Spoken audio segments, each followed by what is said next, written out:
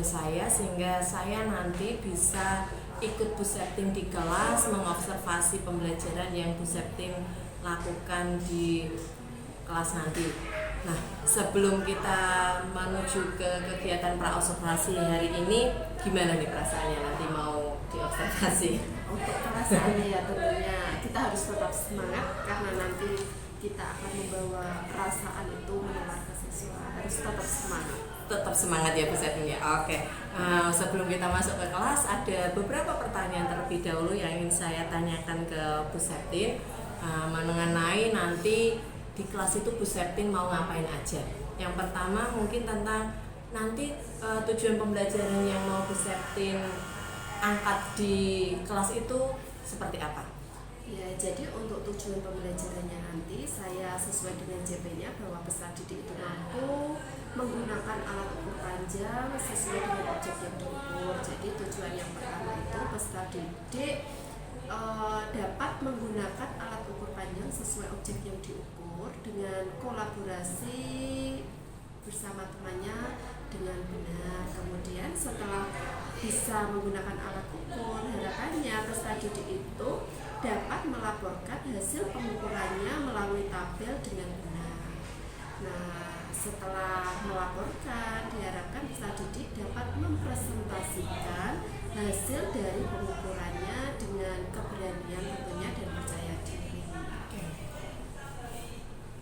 Berarti tadi mengukur, melaporkan, dan mempresentasikan ya.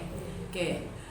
Pertanyaan berikutnya untuk yang mau nanti jenengan pakai, Bu Septin pakai di kelas itu metodenya apa? Untuk metodenya saya pakainya discovery learning dengan strategi diferensiasi. Jadi pakainya metode strateginya itu diferensiasi, metodenya discovery learning ya. Oke.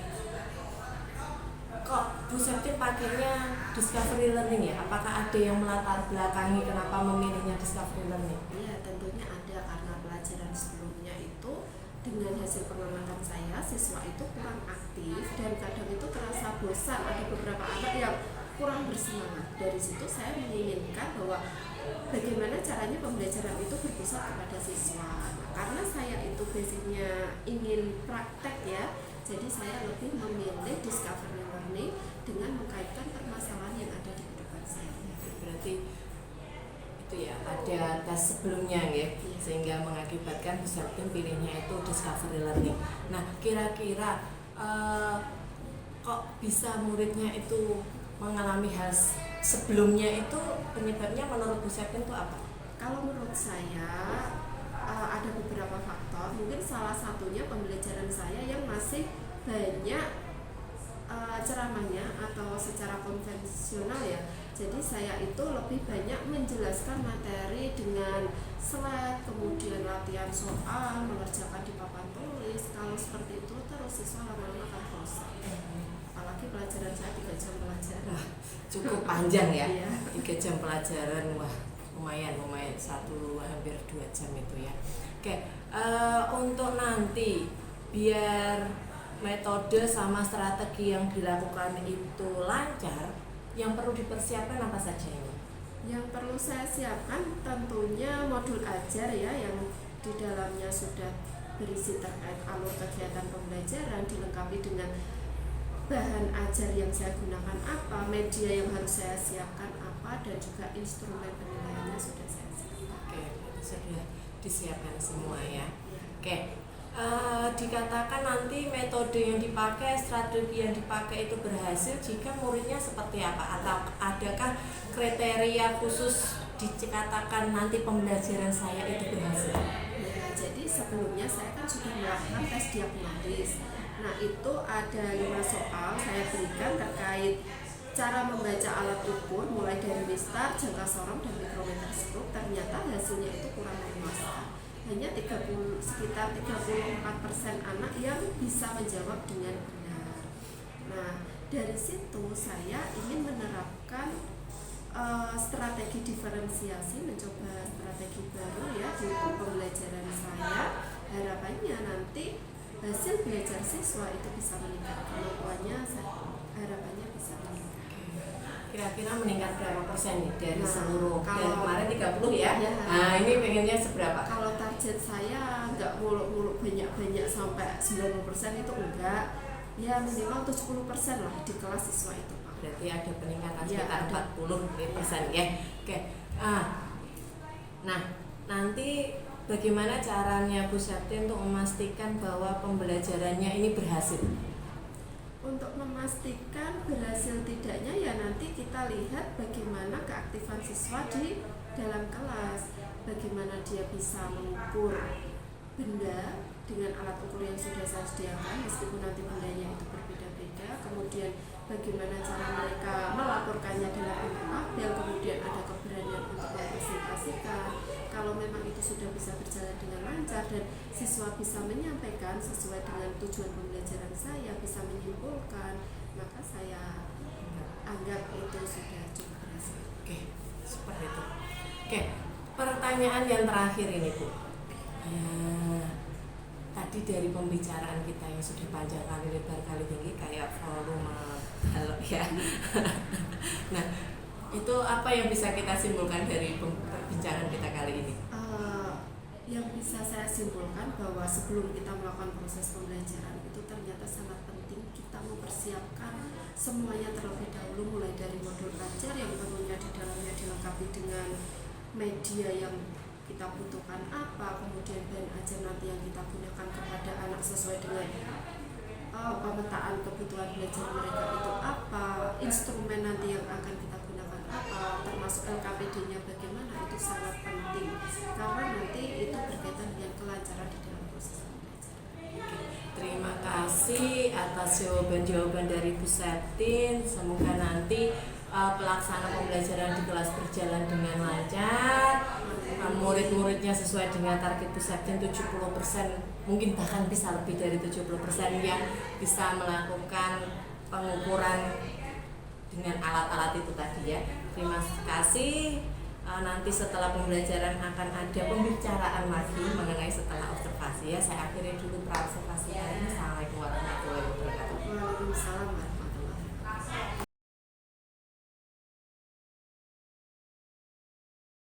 Assalamualaikum warahmatullahi wabarakatuh.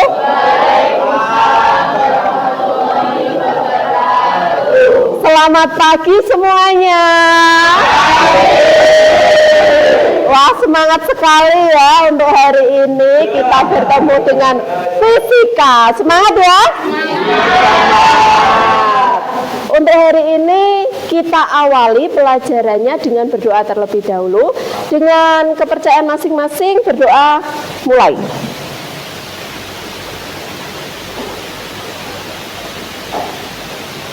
Berdoa selesai.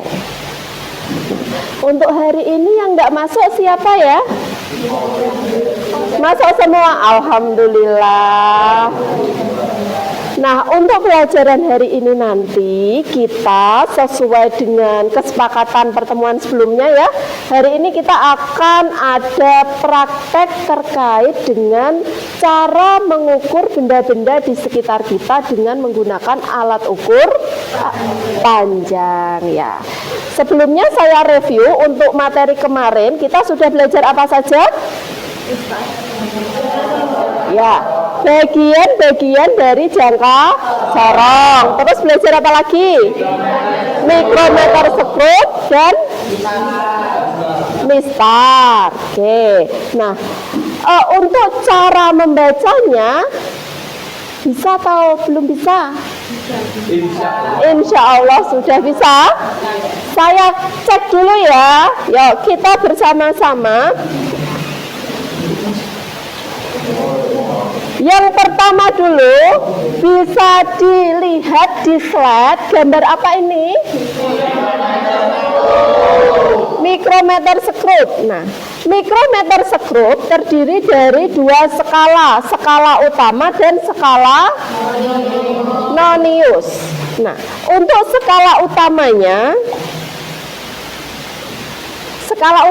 berapa ini?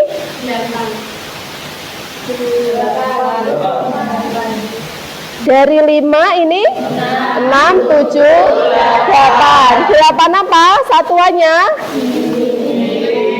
mm. Selanjutnya untuk skala noniusnya 10, 15 tepat di sini berarti berapa? 19. Untuk hasil pengukurannya berarti berapa? 8,19 mm. Oke. Selanjutnya untuk yang jangka sorong. Jangka sorong juga sama, ada skala utama dan juga skala nonius. Bisa dilihat kemarin untuk menentukan NST-nya, berarti ini NST-nya berapa ini? 0,05. Oke, 0,05. Hasil pengukuran dari skala utamanya berapa ini? Sebelum angka 0 berarti 2,2. Untuk skala noniusnya berapa ini? Yang sejajar mana ini? 8 ya. 8 berarti hasilnya 2,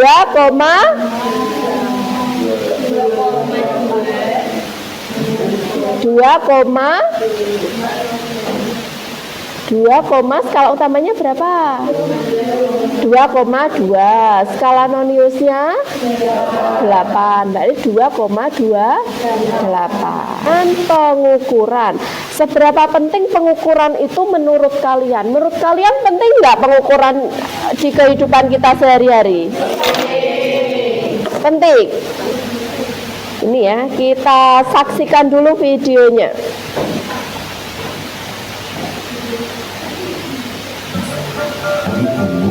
Sains membuatku bisa melihat dunia begitu luas. Aku memiliki 2 teman sekelas bernama Rudy dan Dani. Kami semua sering sekali bermain bersama. Pada suatu sore hari, kami berjalan-jalan ke kompleks dan menemukan sebuah pohon mangga yang tinggi sekali. Pohon mangga ini daunnya lebat, buahnya banyak. Nah, kami awal ini merasa ingin sekali mengambil buah itu, tetapi kami takut pemilik pohonnya tidak mengizinkan. Tiba-tiba, taman pemilik pohon menghampiri kami dan berkata, "Silakan tadi-tadi, jika kalian ingin mengambil buahnya. Akan tetapi, Mama tidak memiliki tongkat galak untuk mengambilnya. Jika kalian mau, silakan satu anak memanjat pohon ini. Kebetulan, Mama juga ini 2 buah ya. Tapi, Mama tidak bisa memanjat karena kaki Mama sedang sakit." Isinya apa tadi videonya? Pentingnya suatu pengukuran. Nah, tadi bilangnya sekian jengkal, ternyata jengkalnya Afi itu berbeda dengan jengkal. Iya, ada yang pernah punya pengalaman yang sama? Pernah? Mungkin titip celana mamahnya, "Ma, belikan celana panjangnya berapa?" 10 jengkal, mah. Nah, dari pasar mamanya beli 10 jengkal. Nah, ternyata lebih pendek karena jengkal kamu dengan jengkal mama itu tidak sesuai. Nanti kita akan belajar bagaimana mengukur benda-benda di sekitar kita menggunakan alat ukur yang sesuai. Nah, kemarin saya sudah membagi kelompoknya sesuai dengan kebutuhan gaya belajar kalian. Ada yang suka audio, kelompoknya Nisrina ya, suka audio, kemudian ada yang kinestetik, ada yang visual. Kemarin ada kelompoknya Gania ya, suka visual ya. Nah, nanti kita gaya belajarnya berbeda-beda. Ada yang suka bikin video, ada yang tertulis gitu ya. Nah, selanjutnya silakan kalian duduk sesuai kelompoknya masing-masing. Saya akan bagikan LKPD-nya terkait dengan pengukuran yang akan kalian lakukan hari ini. Nanti dibaca dulu, jika ada yang ditanyakan boleh ditanyakan secara langsung atau diskusi dengan temannya, dengan kelompoknya. Kelompoknya ya. Itu semua ya. Selanjutnya, yuk diperhatikan dulu. Sering di kehidupan sehari-hari kita menjumpai alat seperti ini. Ini namanya alat apa? Apa ini yuk? Hah? Apa? Morbaut ya? Morbaut, oke. Ada yang nggak pernah lihat alat ini? Sering. Komponen apa ini? Berfungsi untuk apa? Untuk menyatukan suatu benda. Nah, tapi seringnya kita kehilangan pasangannya, ya enggak? Padahal misalnya ya di rumah kita punya seperti ini, ukurannya berbeda-beda, mulai dari yang kecil, yang sedang, hingga yang besar.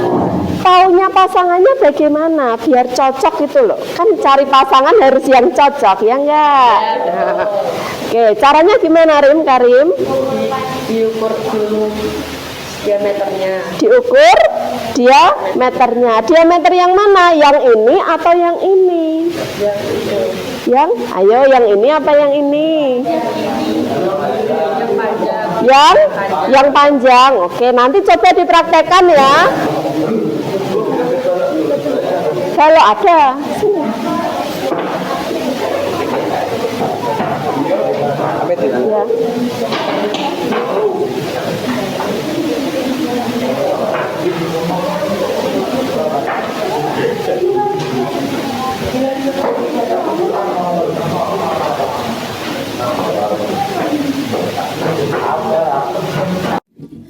Jangka sorong pertama, buka pengunci,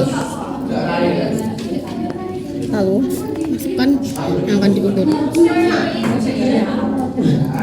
Setelah itu eratkan lagi pengunci. Cara mengukurnya pertama yang sebelum 0 angka 2, skala utamanya 2 cm, dan yang paling lurus ini 2 berarti 10 dikali 0,002 cm sama dengan 0,020, jadi hasilnya adalah 2,020 cm atau 20,2 mm.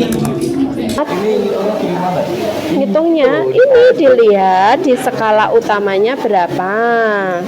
Nah ini kan sudah pas ya, sudah dikunci. Skala utamanya berapa? Ini 10, berarti ini 11, 12, 13, 14. Ini bawahnya kan kelihatan, berarti 14 setengah. Kalau bawahnya kelihatan itu setengah. Ya, ya berarti 14. Nah terus nanti ditambah. Jadi dihitung dulu, ditulis 14,5 mm. Nah untuk skala noniusnya ini tepatnya di angka 20 dikali NST-nya. NST-nya berapa ini? 0,01. Nah terus ditambah skala utama, ditambah skala nonius, gitu ya.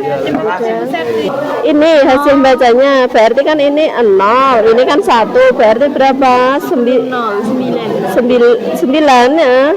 Iya. 8 atau 9? Lihatnya lurus-lurus. 9, 9, berapa itu? Sing segaris berapa? Segaris di angka 9 juga. Kalau 9 ini kan 5 ya, untuk 0 sampai 1 kan 5, berarti di angka 9 adalah 45. 45 dikalikan 0,02. Iya, hasilnya 9 sama ya. 9 kok 9, 0,99. Satuannya sentimeter kan ini. Ini kan nggak ada 1 senti. Berarti nggak usah diubah ke mili. Diubah ke mili ya nggak apa-apa. Kalau mili ya berarti 9,9 mili. Tanya apa? Ini yang diukur diameter dalam apa? Lah kamu pengennya yang diukur mana dulu? Kalau pengennya diameter luar, berarti yang diukur ya luar. Ini pakai yang jangka sorong buat ngukur diameter luar. Tapi kalau Bu saya pengennya ngukurnya ini, pengen membaca diameter ini berapa, ya berarti pakainya yang bagian atas, diameter dalam. Coba alat ukurnya mana? Masih dipakai? Tergantung kamu pengennya mana. Kalau pengen dalam ya berarti pakai yang sini. Dipaskan dulu ya. Ini dikunci Bu. Enggak, udah enggak. Nah, berarti pakainya ini berarti nanti nulismu ya yang kamu ukur adalah diameter dalam isolasi. Tapi kalau diameter luar berarti pakainya yang sini. Berarti benda yang kamu ukur itu adalah diameter luar isolasi. Ya. Ini gini ya, ini di sini ya. Nah, yang benar di sini gini loh. Bukan di bawah tapi di tengah.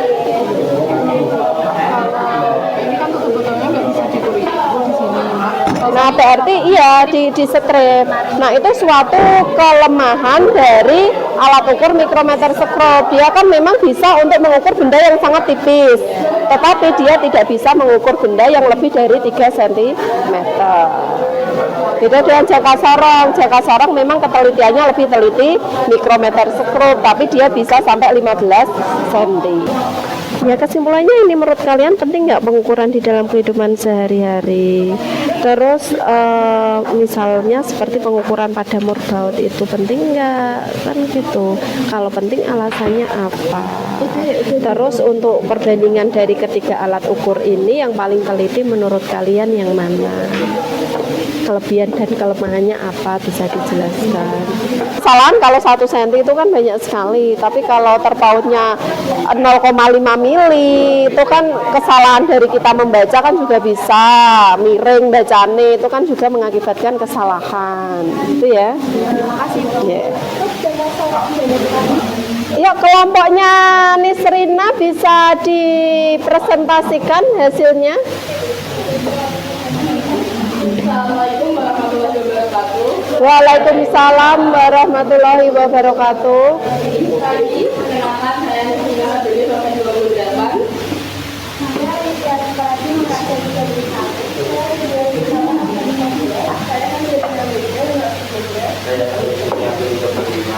akan mendapatkan video hasil uji kelompok kami mengenai pengukuran menggunakan pengukuran jarak panjang menggunakan meter jangka sorong dan mikrometer.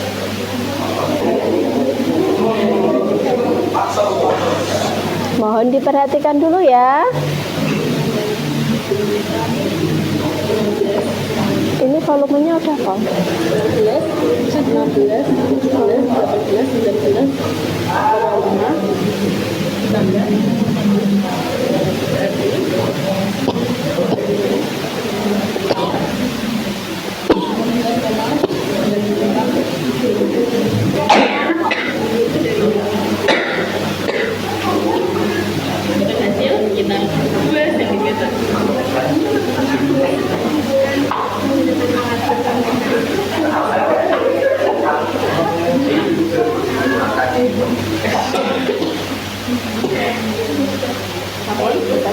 Berdasarkan pengukuran yang kami lakukan, ada beberapa besaran yang tidak bisa diukur, tidak sesuai.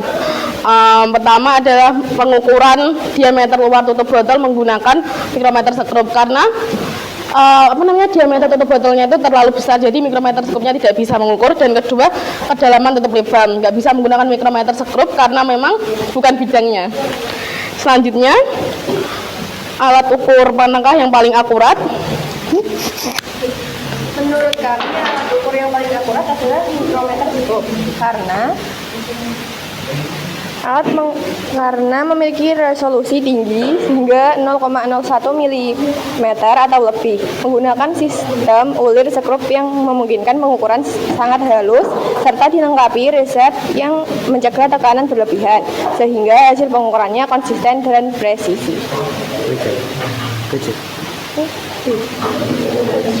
Berdasarkan hasil perbandingan hasil pengukuran yang kalian dapatkan, alat ukur apa yang cocok dan tidak cocok untuk mengukur diameter baut?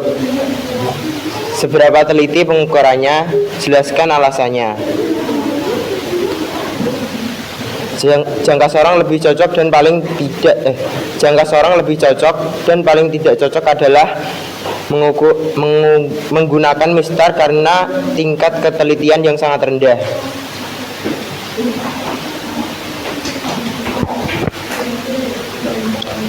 Untuk mengetahui ukuran baut secara tepat dengan menggunakan bantuan alat jangka sorong, Berikut ini merupakan cara mengukur baut dengan menggunakan jangka sorong. Yang pertama yaitu hanya dengan menggunakan rahang atas dari jangka sorong. Kemudian rapatkan rahang atas tersebut dan diletakkan pada baut yang akan diukur. Yang ketiga yaitu juga jika sudah bisa menarik rahang, geser hingga kedua rahang menempel. Yang keempat yaitu tekan bagian dalam benda dengan memastikan bahwa dinding bagian dalam tegak lurus dan jangan sampai miring.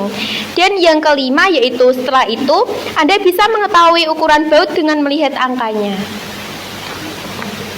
Kesimpulan yang dapat kelompok kami sampaikan adalah pengukuran merupakan hal yang sangat penting dalam kehidupan sehari-hari.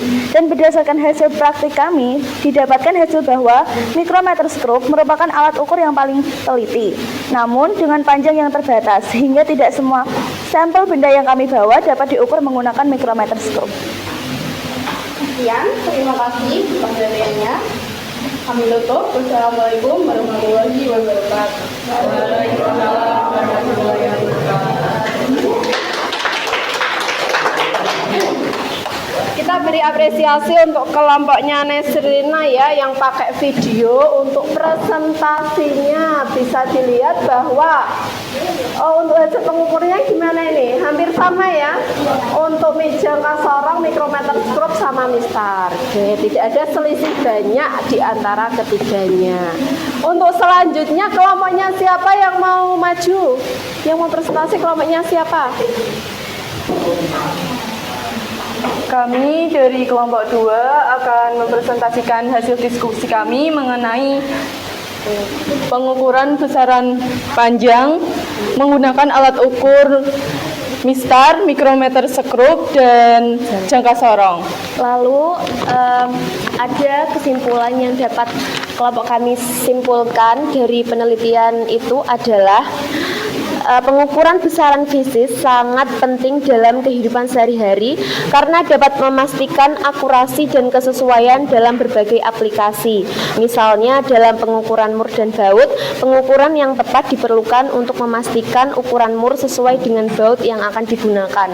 Dan dalam mengukur itu tidak semua benda bisa diukur menggunakan ketiga alat tersebut. Contohnya mikrometer skrup itu terbatas untuk mengukur benda-benda yang besar, contohnya tutup botol itu, terus solasi dan lain-lain.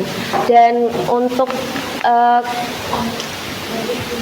dari ketiga alat ukur itu yang paling teliti adalah mikrometer skrup karena memiliki NST atau ketelitian yang paling kecil dari benda lainnya yaitu 0,01 mm.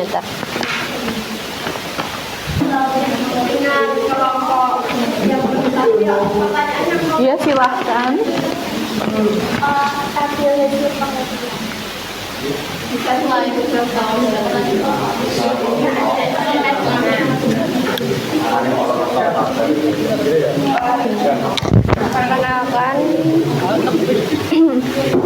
Perkenalkan, saya Fajarina Melinda, nomor absen 12 dari kelompok 7, ingin bertanya. Yang pertama, hasilnya hampir mirip antara jangka sorong dan mikrometer skrup. Dan yang kedua, antara jangka sorong dan mikrometer skrup hasilnya jauh dikarenakan faktor apa yang menyebabkan hasil pengukuran berbeda? Terima kasih. Berdasarkan hasil mengukur kami itu angkanya berbeda karena NST pada alat ukurnya juga berbeda serta cara kami peletakan bendanya di alat ukur itu juga pasti ada sedikit perbedaan, maka dari itu angkanya itu berbeda serta alat ukurnya juga berbeda yang memiliki ketelitian berbeda. Seperti itu. Ada yang mau bertanya lagi?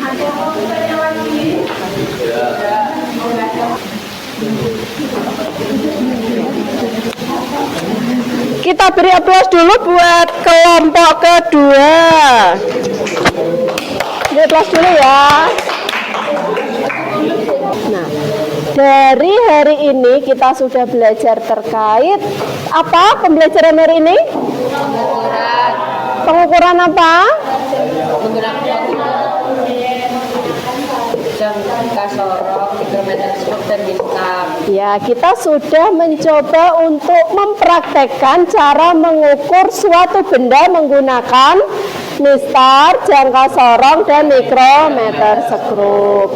Dari hasil percobaan yang sudah kalian lakukan, menurut kalian alat ukur yang paling akurat apa? Mikrometer skrup.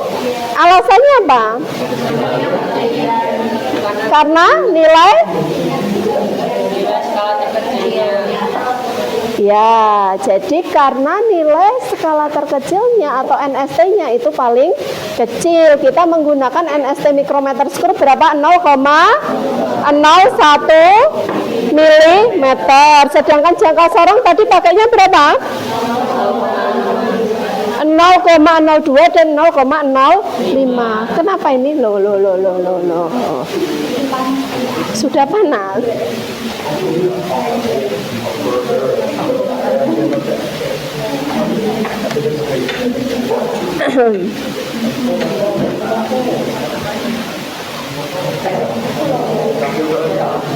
Ada yang ditanyakan untuk pertemuan hari ini? Nanti setelah ini kita ngisi refleksi dulu ya, refleksi diri kalian terkait dengan pembelajaran hari ini bagaimana, menurut kalian menyenangkan atau tidak. Nanti saya kirimkan melalui Google Form. Nanti diisi, kemudian untuk pembelajaran minggu depan kita siapkan pengukuran berulang. Belajar dulu pengukuran berulang, minggu depan kita praktek pengukuran berulang. Gitu ya. Ini saya share dulu ya untuk Google Form-nya ya.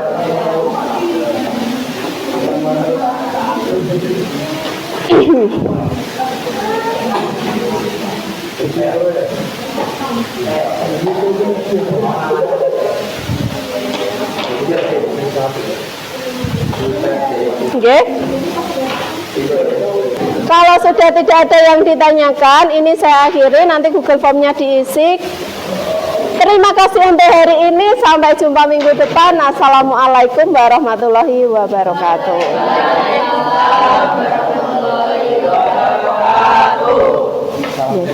Ya, terima kasih kembali.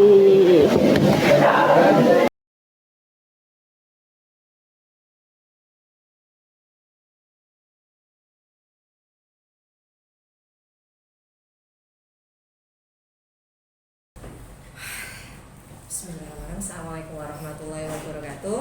Waalaikumsalam warahmatullahi wabarakatuh.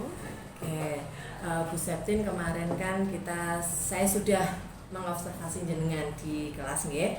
Nah, ini sekarang tahapan pasca observasi, nanti ada beberapa pertanyaan yang akan saya ajukan ke jenengan.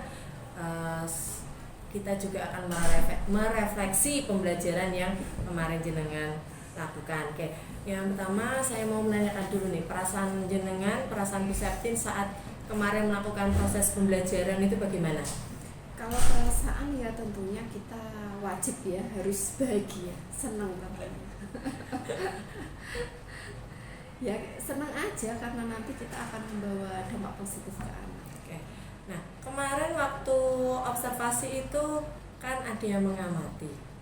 Iya. Nah, gimana perasaannya? Ada saat pembelajaran tidak diamati dengan diamati itu perasaannya samakah atau bagaimana? Ya jelas berbeda ya, ketika ada yang mengamati ya awalnya ya deg-degan, tapi setelah itu kita bisa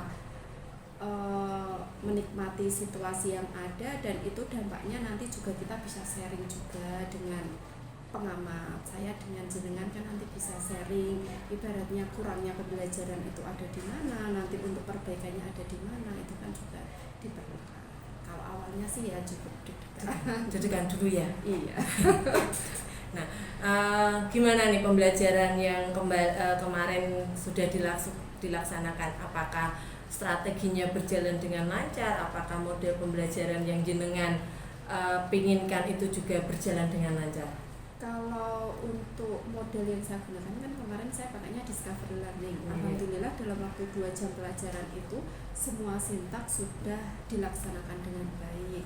mulai dari adanya permasalahan di kehidupan sehari-hari, kemudian mereka bisa mengambil data dengan baik dan waktu segitu cukup untuk mengambil data sampai mereka bisa menyimpulkan. Strateginya Untuk strategi kemarin yang saya gunakan itu saya pakainya pembelajaran diferensiasi. Ada di produk juga, produknya mereka ketika presentasi ada yang pakai Canva, ada yang pakai video, ada yang dalam bentuk laporan tertulis. Selain itu kontennya pun juga berbeda. Mereka yang kinestetik saya arahkan untuk mempelajari simulasi pengukuran, kemudian mempraktekannya langsung. Sedangkan yang suka auditory ya, audio, mereka saya arahkan untuk mempelajari simulasi pengukuran di YouTube. Berarti sudah berjalan dengan baik ya. Alhamdulillah. Apa pada saat kemarin jenengan proses pembelajaran, apakah menurut jenengan ada hambatan saat pembelajaran di kelas kemarin? Kalau hambatannya itu ketika mereka analisis data ya, mereka butuh waktu yang cukup lama menurut saya ketika diskusi. Dengan waktu 2 jam sebenarnya itu kayak gudak-gudakan ya. Jadi ketika analisis data, apalagi mereka memutuskan untuk nanti presentasinya pakai apa, dia memilih Canva, template-nya seperti apa, nah itu pun juga butuh waktu ya. Berarti seperti tergesa-gesa ya, waktu sedikit analisisnya. tergesa-gesa meskipun sintaknya semua terlewati dengan baik, tapi ketika bagian analisis mereka itu tergesa-gesa. Nah, kira-kira dari tadi yang bagian analisis yang tergesa-gesa, kemudian saat mereka memilih mau menggunakan alat presentasinya apa, itu juga butuh waktu. Solusi untuk permasalahan itu di kemudian pembelajaran berikutnya itu apa? Kalau misalnya saya pengen pembelajaran dengan cara praktikum lagi, rencana saya itu mereka saya beri LKPD sebelumnya dan saya beri materi sesuai dengan gaya belajar mereka masing-masing sebelumnya, sehingga mereka paling tidak itu bisa mempersiapkan dan belajar dulu di rumah, bukan ketika pelajaran ini baru LKPD-nya. Mereka akan lebih shock, kayak ini apa kan Blank. gitu ya. Kalau sebelumnya sudah dikasih, mungkin kan mereka sudah tahu, oh nanti saya mau seperti ini sudah ada rencana. Berarti kedepannya mau dibuat sebelumnya mereka diberitahu dulu ya. Nah, itu jenengan lakukan kapan itu? Rencananya ketika nanti pengukuran berulang. Kalau kemarin kan pengukuran tunggal, ini nanti selanjutnya akan saya lakukan di pengukuran berulang. Oke. Nah, dari yang tadi kita obrolkan di depan, dari tentang proses pembelajaran yang sudah Bu Septin lakukan, kemudian tentang hambatan, solusi, kesimpulan dari perbincangan ini itu apa? Kalau kesimpulannya menurut saya kita sebagai seorang guru itu harus fleksibel ketika memilih metode pembelajaran, strategi yang digunakan, itu bagaimana yang tepat kita terapkan di kelas. Selain itu pembelajaran yang kooperatif, kemarin kan saya juga pakai siswa yang cepat belajarnya itu harus mengajari siswa yang lambat, itu juga penting karena kadang siswa yang lambat belajar itu akan sedikit malu ketika bertanya langsung ke guru. Mereka mungkin lebih nyaman ketika bertanya ke teman, itu juga penting dilakukan. Dan tentunya dengan adanya persiapan mulai dari instrumen penilaian, kemudian modul ajar, LKPD, media bahan, itu harus dipersiapkan sebelumnya ketika nanti di saat proses kita sebagai guru itu tidak gusa-gusu atau kedadapan lagi ke kelas. Oke. Nah, dari observasi yang kemarin juga saya amati sama dengan yang jenengan beritahu tadi, bahwa kemarin sintaknya juga sudah muncul di proses pembelajaran, strateginya juga, kontennya ada, produk jenengan juga sudah membiarkan atau memberikan pilihan ke siswa tentang bagaimana mereka presentasinya. Dan sebetulnya kemarin saya juga lihat jenengan itu membantu saat proses, betul, berarti diferensiasi prosesnya sebetulnya juga muncul. Jenengan membantu ke sana, membantu di sebelah sana, itu diferensiasi prosesnya juga sudah muncul. Nah, Oke, terima kasih karena sudah diperkenankan untuk mengobservasi jenengan, melihat Bu Septin belajar di kelas.